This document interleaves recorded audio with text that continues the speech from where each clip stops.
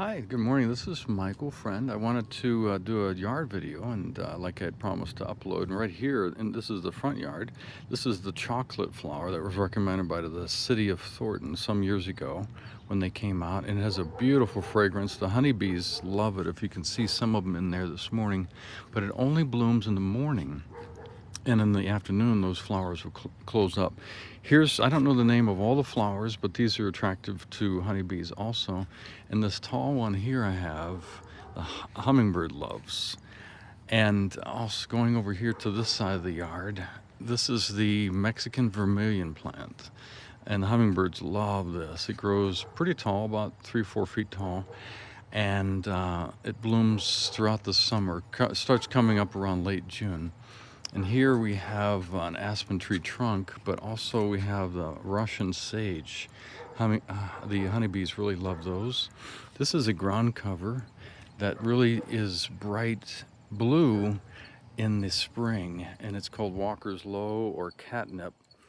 And over here's another hummingbird flower that is called orange carpet, and they really love those too. And then I'll walk over to the other side of the yard. And here's the grass that I water within the city recommendations. So our yard is partial grass and partial plants. Walkway I built. It has some ground cover growing in it. Some I got from a friend, and some of it's just natural grass that I let grow in here, and I just keep it trimmed so it looks more natural. And again, it has the catnip on the side that has beautiful blue flowers in the spring and late fall.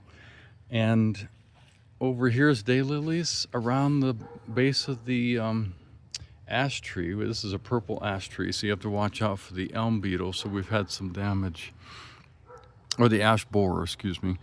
And you can put a chemical down, which I did, and you got to get it down in early June.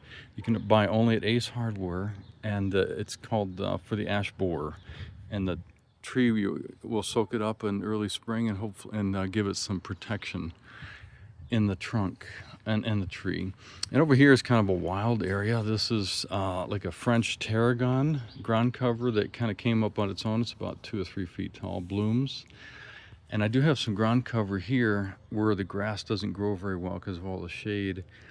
And I don't know the name of that, but I also let dandelions grow in here in the spring, and we harvest those leaves because you can make tea out of that.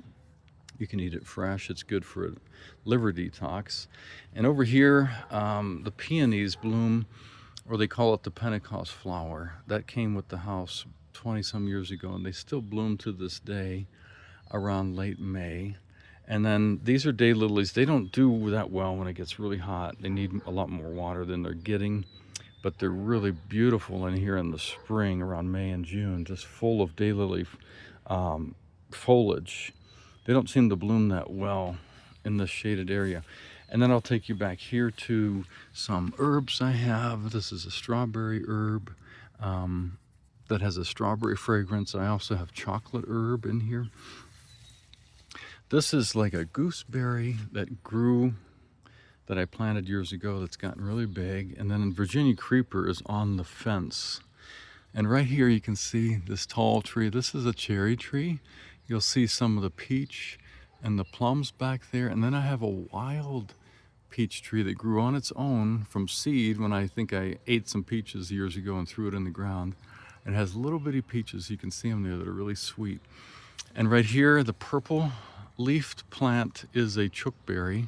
And you can see some of the chokeberries right here.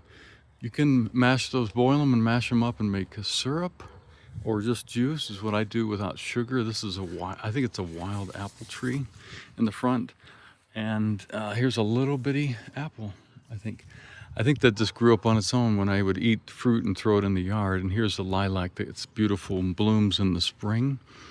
And then another tree I haven't identified yet here, and then I have a bird feeder, and I have a woodpecker food there that I put for the woodpeckers. And of course I've bird bath here that I keep fresh for the birds a couple times or twice a week, two or three times a week. I'll Change the water out, make sure it's fresh, sometimes every day when they're drinking a lot in the summer. But anyway, this is kind of the wild area of the front yard. My wife lets me um, enjoy, and because I grew up until I was 12 years old in Ohio, so it was, my little boy in me loves to be surrounded by foliage. So she's not so much into the wild look. She wish it was a little more tame, but she lets me have this corner of the front yard. And this is kind of a view of the front yard going out to the street area. So you can see how green the grass is. And like I said, I stay within, I don't overwater, I stay within the city recommendations. The key is to having a green lawn this time of year when it's hot is to raise the mower height high. And so you can see how high, maybe you can see how high the grass gets. It's really thick, and that's one of the keys is, and I have a side discharge lawnmower, or if you have a manual one without a motor, that's good. It leaves the grass clippings in the yard. And in May and also in October, I put down organic fertilizer only, not weed and feed.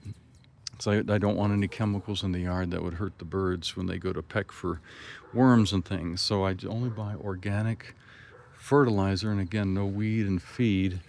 And I can hear the hummingbirds over here. They fight in the morning over this flower, and they're squawking at each other. I don't know if I can get a good picture of them coming in here before I take it out to the backyard, but there he is. He's coming in, and he's starting to eat. I don't know if you can see him in there with the sun on the camera, but he's coming this morning. He's eating right now. They're quick, and they're very defensive of their flowers. They love. There came another one and chased